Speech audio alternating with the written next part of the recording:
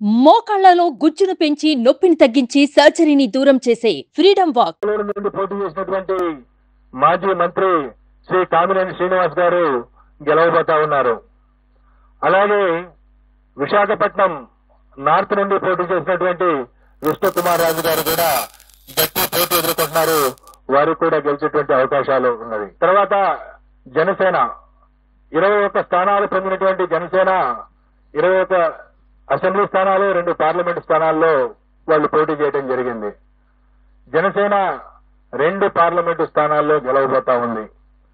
అలాగే అసెంబ్లీ స్థానాల్లో పిఠాపురం నుండి పోటీ చేసినటువంటి జనసేన పార్టీ వ్యవస్థాపక అధ్యక్షులు శ్రీ పవన్ కళ్యాణ్ గారు భారీ మెజార్టీతో గెలవబోతా ఉన్నారు.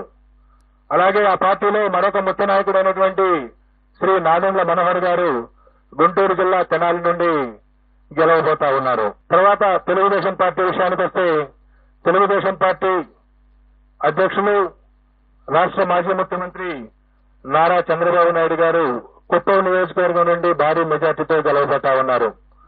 అలాగే వారి తనయుడు మాజీ మంత్రి శ్రీ నారా లోకేష్ మంగళగిరి నుండి గెలవబోతా ఉన్నారు.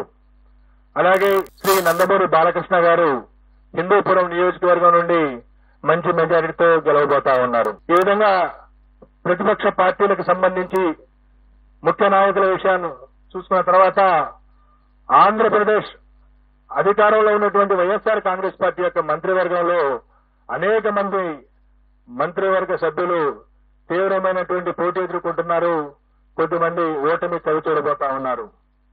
ఇందులో ముఖ్యంగా మనం ఆంధ్రప్రదేశ్ ముఖ్యమంత్రి శ్రీ వైఎస్ జగన్మోహన్ రెడ్డి గారు పులివెందుల అసెంబ్లీ నియోజకవర్గం నుండి భారీ మెజార్టీతో గెలవబోతా ఉన్నారు.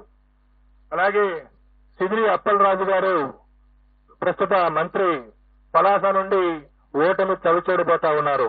అలాగే ధర్మాన ప్రసాదరావు గారు శ్రీకాకుళం అసెంబ్లీ నియోజకవర్గం నుండి వారు గట్టి పోటీ ఎదుర్కోబోతున్నారు.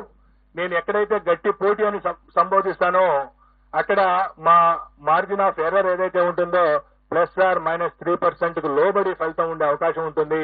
కాబట్టి +/- 3% ఉన్న దగ్గర నేను గట్టి పోటీ అని సంబోధించడం జరుగుతుంది.